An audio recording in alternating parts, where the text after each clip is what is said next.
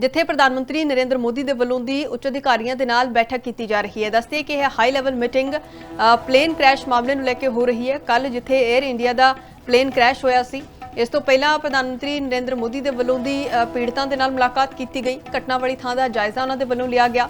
Air India के CEO अते MD दे वलों दी भी जानकारी जिहड़ी प्रधानमंत्री नरेंद्र मोदी नूं सारी दित्ती गई और इस तो बाद हुण कई अफसर जिहड़े ने इस बैठक दे विच शामिल ने, जिथे प्रधानमंत्री नरेंद्र मोदी के वलों दी हाई लैवल बैठक की जा रही है। दस्सिए कि प्रशासन के उच्च अफसर जिहड़े ने इस बैठक दे विच शामिल ने। आखिरकार किस तरीके पूरा मामला वापरिया, किस तरीके हुण इस मामले की जांच जिहड़ी वो की जाएगी, क्योंकि जेकर जिक्र एयर इंडिया का किया जाए तो एयर इंडिया के MD अते CEO के वलों दी जिक्र किया गया सी कि जांच दे विच समा लग सकता है, पर आखिरकार कितना समा जिहड़ा है इस जांच नूं लगेगा, किस तरीके जिहड़ा है जांच होगी, इस नूं लैके भी हर एक दे मन दे विच सवाल है, क्योंकि निरपक्ष तरीके दे नाल ज़ाहिर तौर दे उत्ते इसकी जांच होनी चाहिए है। एयर इंडिया के प्लेन्स दे विच क्योंकि लगातार जिहड़ियां शिकायतां ने वो मिलदियां ने। इस तो पहला भी हाल ही दे विच जिक्र किया जा रहा है कि एक जो फ्लाइट सी जिसने उड़ान भरी और उसनूं कुछ समय बाद ही जिहड़ा है वापस जिहड़ा है वो लैंड कर गई उस एयरपोर्ट के उत्ते। आखिरकार उसका भी की कारण रहे ने हाले तक साफ नहीं हो पाया, पर उसकी भी जांच जी इस समय उत्ते की जा रही है। पर इस विचाले यह हाई लैवल मीटिंग प्रधानमंत्री नरेंद्र मोदी के वलों की जा रही है। तस्वीरां तुहानूं इस समय बैठक दियां दिखा रहे हैं और कल जो प्लेन क्रैश होया है उस नूं लैके प्रधानमंत्री के वलों दी यह जानकारियां जिहड़ियां ने वो लईआं जा रही ने, ताकि इस जांच नूं किसी अंजाम तक पहुँचाया जा सके। इस मामले दे विच जिहड़ी मिसाली कार्रवाई जिहड़ी है अजिही की जा सके, ताकि आने वाले समय दे विच अजिहियां जिहड़ियां अणगहलियां ने तुसीं कह सकते हो या अजिहियां खराबियां ने वो ना आ सके। फिलहाल मीटिंग की जा रही है प्रधानमंत्री नरेंद्र मोदी के वलों दी। इस तो बाद की कोई बयान भी दिता जाता है ये भी देखना होएगा, पर फिलहाल इस पूरे मामले नूं लैके बैठकों का दौर हुण जिहड़ा है वो शुरू हो चुका है। अहमदाबाद दे विच प्लेन क्रैश दे विच हुण तक 265 जिहड़े लोग ने उन्हां दीयां मृतक देहां बरामद हो चुकियां ने। 241 जिहड़े वो लोग ने जिहड़े इस प्लेन दे विच सवार सीगे और इस तो इलावा 5 मृतक वो ने जो कि मैडिकल होस्टल दे विच रहिंदे सीगे, यानी कि MBBS के 4 विद्यार्थी ने और एक स्पैशलिस्ट डॉक्टर के पत्नी ने जिन्हां दी की मौत हुई है। तो इस तो पहला प्रधानमंत्री नरेंद्र मोदी के वलों की जो मुलाकात की गई तस्वीरां भी तुहानूं दिखा रहे हैं। मृतक जिहड़े ने उन्हां दे परिवारक मैंबरां दे नाल मुलाकात की गई है और इस दे नाल ही जिहड़े जख्मी ने उन्हां दा भी हाल प्रधानमंत्री नरेंद्र मोदी के वलों जाणिया गया। घटना वाली थां दे विच भी वो पहुंचे सीगे जिथे BJ मैडिकल कॉलेज का होस्टल सीगा, उत्थे भी प्रधानमंत्री नरेंद्र मोदी के वलों दी ग्राउंड जीरो के हालात जिहड़े ने वो जाने गए कि किस तरीके के हालात इस समय के उत्ते बने हुए हैं। इस दे नाल ही डॉक्टरों के नाल भी जिहड़ी मुलाकात है वो की गई प्रधानमंत्री नरेंद्र मोदी के वलों दी। किन्ने मृतक देहां पहुंचियां ने, किन्ने जख्मी ने, किस तरीके इलाज चल रहा है, वो सारियां चीज़ों का जायजा प्रधानमंत्री नरेंद्र मोदी के वलों दी लिया गया है। तो एयर इंडिया की बोइंग 787 ड्रीम लाइनर फ्लाइट सी AI 171 जो कि हादसाग्रस्त होंदी है और 39 सेकंडां दे विच उड़ान तो 39 सेकंडां के दरमियान ही जिहड़ा है हादसाग्रस्त यह विमान हो जाता है, जिस दे विच सिर्फ एक ही शख्स की जान जिहड़ी है बच सकी है, जिसका कि इस समय इलाज चल रहा है, अस्पताल दे विच ज़ेरे इलाज है।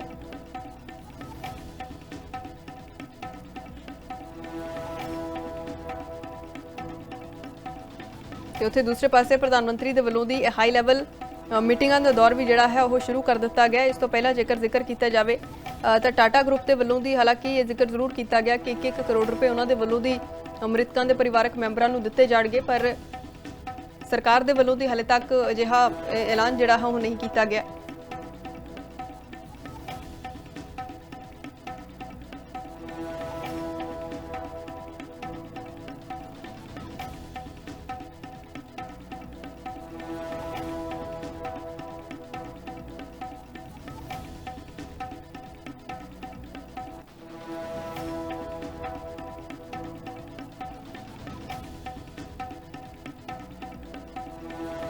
तो प्रधानमंत्री नरेंद्र मोदी के वलों दी प्लेटफॉर्म X के उत्ते हालांकि पोस्ट भी किया गया जो तस्वीरां जिथे कि वो पीड़ितां दे नाल मुलाकात कर रहे सी और जिथे घटना वाली थां दे उत्ते पहुंचे, जिस दे विच उन्होंने जिक्र किया कि क्रैश साइट के उत्ते ਉਹ ਪਹੁੰਚੇ ਸੀਗੇ, ਜਿੱਥੇ ਕਿ ਜਦੋਂ ਉਹਨਾਂ ਨੇ ਤਸਵੀਰਾਂ ਦੇਖੀਆਂ ਤਾਂ ਬਹੁਤ ਹੀ ਦੁਖਦਾਈ ਉਹ ਤਸਵੀਰਾਂ ਸੀਗੀਆਂ। ਇਸ ਦੇ ਨਾਲ ਉਹਨਾਂ ਨੇ ਜ਼ਿਕਰ ਕੀਤਾ ਕਿ ਆਫੀਸ਼ੀਅਲਸ ਦੇ ਨਾਲ ਵੀ ਜਿਹੜੀ ਮੁਲਾਕਾਤ ਹੈ ਉਹ ਕੀਤੀ ਹੈ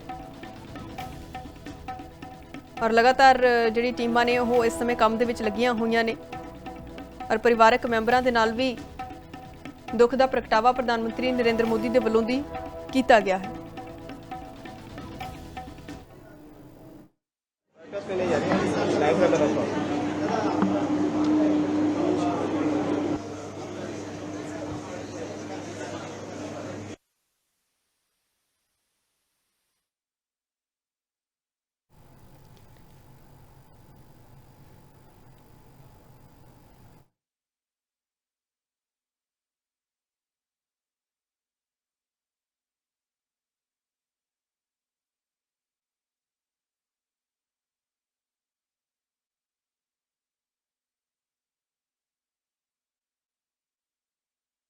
ਜਾਇਜ਼ਾ ਜਿਹੜਾ ਹੈ ਪ੍ਰਧਾਨ ਮੰਤਰੀ ਨਰਿੰਦਰ ਮੋਦੀ ਦੇ ਵੱਲੋਂ ਦੀ ਲਿਆ ਗਿਆ, ਉਹ ਤਸਵੀਰਾਂ ਵੀ ਤੁਹਾਨੂੰ ਇਸ ਸਮੇਂ ਦੇ ਉੱਤੇ ਲਗਾਤਾਰ ਦਿਖਾ ਰਹੇ ਹਾਂ ਔਰ ਇਸ ਸਮੇਂ ਦੇ ਉੱਤੇ ਹਾਈ ਲੈਵਲ ਮੀਟਿੰਗ ਜਿਹੜੀ ਹੈ ਪ੍ਰਧਾਨ ਮੰਤਰੀ ਦੇ ਵੱਲੋਂ ਦੀ ਕੀਤੀ ਜਾ ਰਹੀ ਹੈ।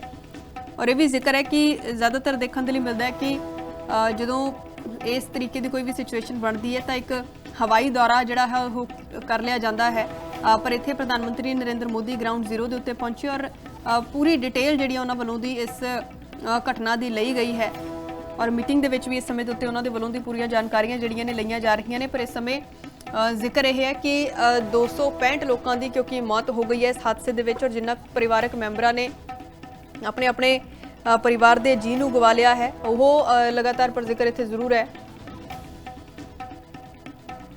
ਕਿ ਇਸ ਸਮੇਂ ਕਿਸ ਤਰੀਕੇ ਦੀ ਸਥਿਤੀ ਦੇ ਵਿੱਚ ਉਹ ਹੋਣਗੇ। ਇੱਕ ਤਰੀਕੇ ਸਦਮਾ ਜਿਹੜਾ ਉਹਨਾਂ ਨੂੰ ਜ਼ਾਹਰ ਤੌਰ ਦੇ ਉੱਤੇ ਲੱਗਦਾ ਹੈ ਔਰ ਕੋਈ ਵੀ ਇਸ ਗੱਲ ਦਾ ਅੰਦਾਜ਼ਾ ਨਹੀਂ ਲਗਾ ਸਕਦਾ ਕਿ ਉਹਨਾਂ ਦੇ ਪਰਿਵਾਰਕ ਮੈਂਬਰ ਇਸ ਸਮੇਂ ਕਿਸ ਤਰੀਕੇ ਮਹਿਸੂਸ ਕਰ ਰਹੇ ਹੋਣਗੇ।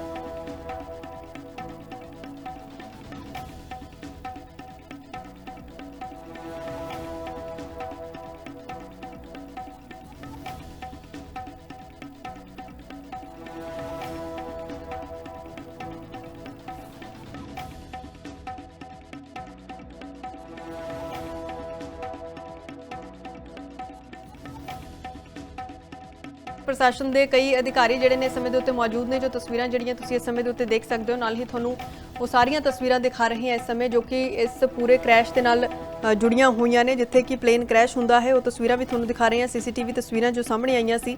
ਇਸ ਤੋਂ ਇਲਾਵਾ ਪ੍ਰਧਾਨ ਮੰਤਰੀ ਨਰਿੰਦਰ ਮੋਦੀ ਦੇ ਨਾਲ ਜਦੋਂ ਘਟਨਾ ਵਾਲੀ ਥਾਂ ਦਾ ਜਾਇਜ਼ਾ ਲਿਆ ਗਿਆ ਔਰ ਜਦੋਂ ਹਸਪਤਾਲ ਦੇ ਵਿੱਚ ਪੀੜਤਾਂ ਦੇ ਨਾਲ ਮੁਲਾਕਾਤ ਜਿਹੜੀ ਹੈ ਪ੍ਰਧਾਨ ਮੰਤਰੀ ਦੇ ਵੱਲੋਂ ਕੀਤੀ ਗਈ ਔਰ ਇਸ ਦੇ ਨਾਲ ਹੀ ਹਾਈ ਲੈਵਲ ਮੀਟਿੰਗ ਜਿਹੜੀ ਹੈ ਇਸ ਸਮੇਂ ਦੇ ਉੱਤੇ ਉਹ ਵੀ ਪ੍ਰਧਾਨ ਮੰਤਰੀ ਨਰਿੰਦਰ ਮੋਦੀ ਦੇ ਵੱਲੋਂ ਦੀ ਕੀਤੀ ਜਾ ਰਹੀ ਹੈ। ਪਰ ਸਵਾਲ ਇਹੀ ਹੈ ਕਿ ਆਖਰਕਾਰ ਕਸੂਰ ਕਿਸ ਦਾ ਹੈ, ਆਖਰਕਾਰ ਜ਼ਿੰਮੇਵਾਰੀ ਜਿਹੜੀ ਹੈ ਕਿਸ ਤਰੀਕੇ ਦੇ ਨਾਲ ਤੈਅ ਹੋਏਗੀ। ਇੰਨਾ ਵੱਡਾ ਜਿਹੜਾ ਹਾਦਸਾ ਹੈ ਉਹ ਦੇਸ਼ ਦੇ ਵਿੱਚ ਵਾਪਰ ਗਿਆ ਔਰ ਇਸ ਦੇ ਲਈ ਜ਼ਿੰਮੇਵਾਰ ਕੌਣ ਹੈ, ਇਸ ਦੇ ਵਿੱਚ ਅਣਗਹਿਲੀ ਕਿਸ ਦੀ ਹੈ, ਇਸ ਦੇ ਵਿੱਚ ਕਾਰਵਾਈ ਕਿਸ ਦੇ ਉੱਪਰ ਹੋਏਗੀ। ਤਾਂ ਇਹ ਸਾਰੀਆਂ ਚੀਜ਼ਾਂ ਜਿਹੜੀਆਂ ਨੇ ਇਸ ਸਮੇਂ ਦੇ ਉੱਤੇ ਸਵਾਲ ਬਣੀਆਂ ਹੋਈਆਂ ਨੇ। ਹਾਲਾਂਕਿ 에ਅਰ ਇੰਡੀਆ ਦੇ CEO ਦੇ ਵੱਲੋਂ ਦੀ ਜ਼ਿਕਰ ਕੀਤਾ ਗਿਆ ਸੀ ਕਿ ਇਸ ਸਮੇਂ ਬਹੁਤ ਸਾਰੇ ਸਵਾਲ ਹੋਣਗੇ ਪਰ ਜਾਂਚ ਦੇ ਵਿੱਚ ਟਾਈਮ ਲੱਗੇਗਾ। ਪਰ ਕੀ ਜੋ ਮੀਟਿੰਗ ਇਸ ਸਮੇਂ ਦੇ ਉੱਤੇ ਕੀਤੀ ਜਾ ਰਹੀ ਹੈ ਕਿ ਕੋਈ ਸਮਾਬੱਧ ਤਰੀਕੇ ਦੇ ਨਾਲ ਜਿਹੜੀ ਜਾਂਚ ਹੈ ਇਸ ਪੂਰੇ ਮਾਮਲੇ ਦੀ ਕੀਤੀ ਜਾਏਗੀ, ਇਹ ਆਪਣੇ ਆਪ ਦੇ ਵਿੱਚ ਇੱਕ ਸਵਾਲ ਜ਼ਰੂਰ ਹੈਗਾ ਕਿਉਂਕਿ ਇਹ ਕੋਈ ਛੋਟਾ ਹਾਦਸਾ ਨਹੀਂ ਹੈ। 265 ਲੋਕਾਂ ਦੀ ਜਾਨ ਚਲੀ ਗਈ ਹੈ ਔਰ ਜਿਸ ਤਰੀਕੇ ਇਹ ਪਲੇਨ ਕ੍ਰੈਸ਼ ਹੋਇਆ ਹਰ ਕੋਈ ਉਸ ਨੂੰ ਲੈ ਕੇ ਹੈਰਾਨ ਸੀ। ਉਡਾਨ ਭਰਨ ਤੋਂ 2.5 ਕਿਲੋਮੀਟਰ ਦੀ ਦੂਰੀ ਦੇ ਉੱਤੇ ਪਲੇਨ ਜਿਹੜਾ ਹੈ ਉਹ ਕ੍ਰੈਸ਼ ਹੋ ਜਾਂਦਾ ਹੈ।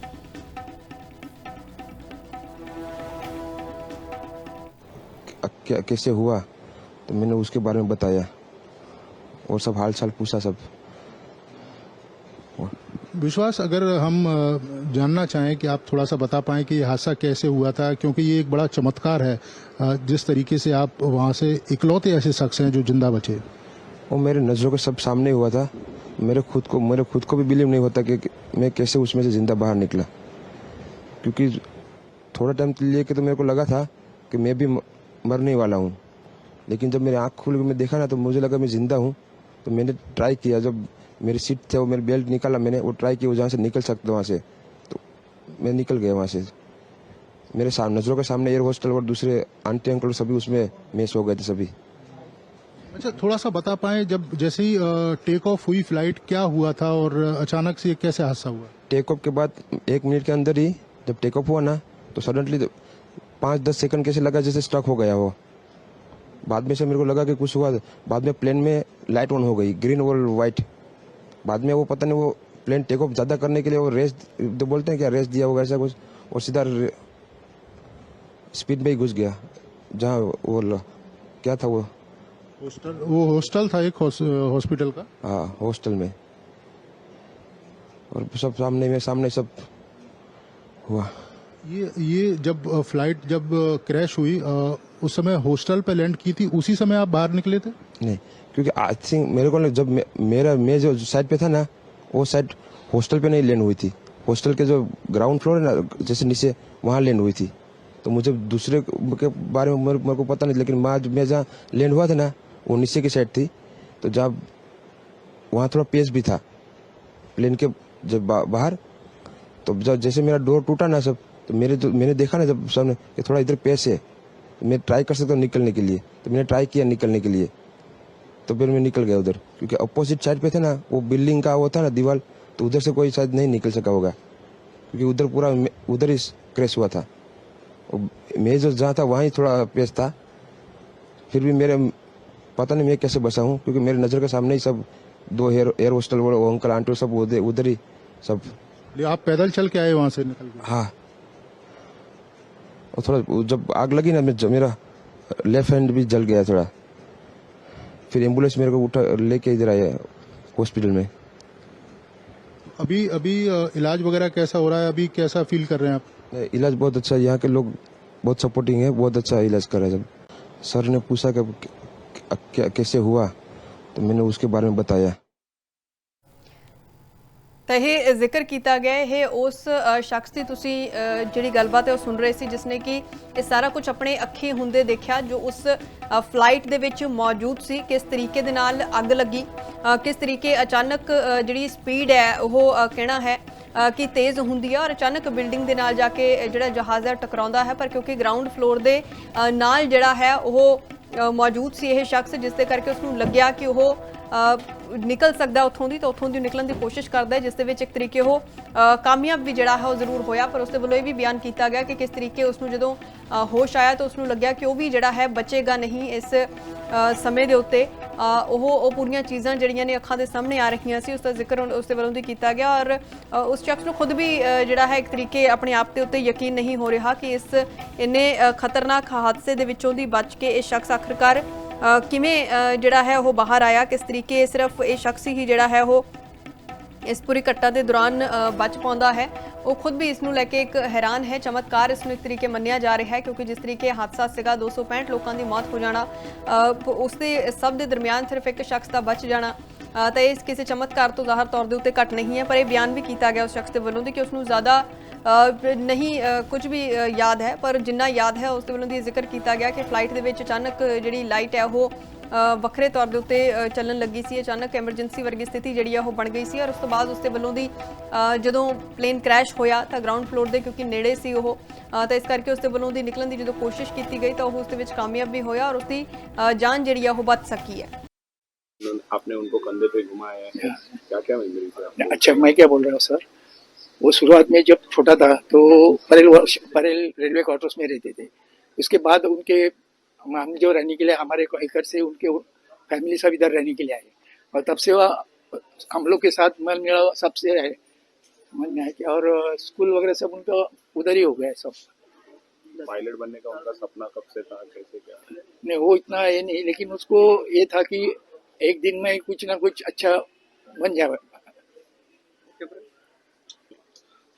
मी आदित्य नरहरी पाटिल, मैं आदित्य नरहरी पाटिल, मैं इधर के जो कॉर्पोरेटर है सुप्रमिला नरहरी पाटिल, उनका लड़का दीपक, और मैं अच्छे दोस्त है।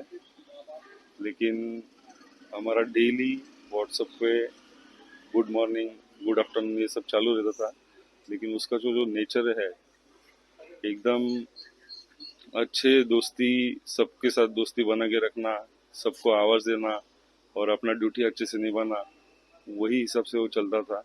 और सब ये कॉम्प्लेक्स वाले जो भी है उनके साथ भी अच्छा बैठना उठना, सबको रिस्पेक्ट देना और रिस्पेक्ट लेना, वही उसका नेचर है। और बहुत मेहनत से वो ये पोस्ट पे पहुंचा था। और कल जो ये इंसिडेंस हुआ वो बहुत दुखद है। और ये पूरा परिवार के साथ, ये परिसर के सब नागरिक, हम सब लोग, हम हमारे एमएलए साहब सब उनके साथ है। और उनको जो भी हेल्प लगेगी उनके लिए हम लोग खड़े हैं। अभी कुछ कंफर्मेशन आया नहीं है एयर इंडिया की तरफ से। और जो उधर अभी गुजरात में रवाना हुए उनकी फैमिली, 2 बहनें और उनके जीजा जी भी गई है। वो 5 बजे की फ्लाइट से उधर पहुंचे और उनका डीएनए टेस्टिंग के लिए सैंपल लेने के लिए प्रोसीजर चालू है। और 72 घंटे के बाद ही उनको कंफर्मेशन जो भी है मिलेगा एयर इंडिया की तरफ से, उनको बताया गया है। आपकी से कब मुलाकात हुई थी, कैसे मुलाकात हुई थी, उनकी कुछ यादें आप कहना चाहेंगे?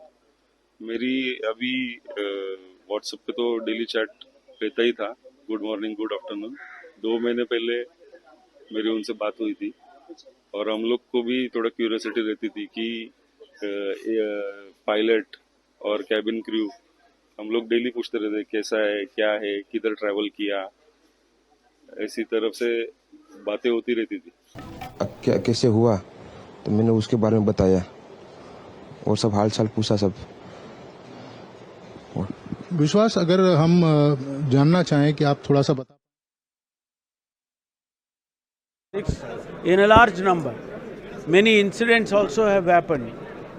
Considering all those things, government thought that it is a necessary to constitute some force to bring about a change and bring about harmony. That is why this special action force has been constituted. Probably it is the first of its kind in India.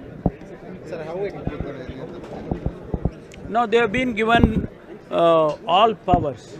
They have been given powers to collect intelligence. They have been given to take action on those people who create communal disharmony.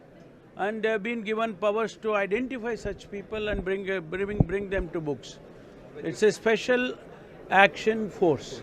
When you say, is it too harsh in it to take when you say it's a striking force? No, it is a striking force.